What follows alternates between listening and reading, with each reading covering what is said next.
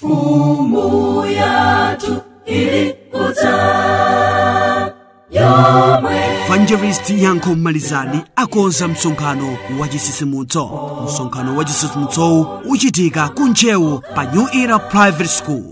Ndipo tsiku ndi pa 18 December kuyambira nthawi ya 8 koloko mmawa mpaka 5 o'clock madzulo. Mutu wa msonkhanowu ndi Konzekerani kukumana naye Yesu. Ukalalikira kumeneko ndi Evangelist Yanko Malizani, Evangelist Major Nyirenda, Pastor Charles Elton, Mika Koza komanso Euda Dovu. Mateyu 25 verse 6.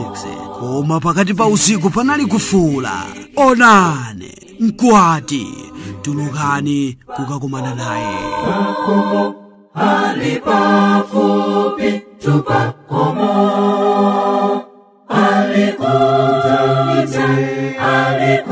alikuja indela lipakomo. Kuyeza sugar komanso BP zizakhala zaulere.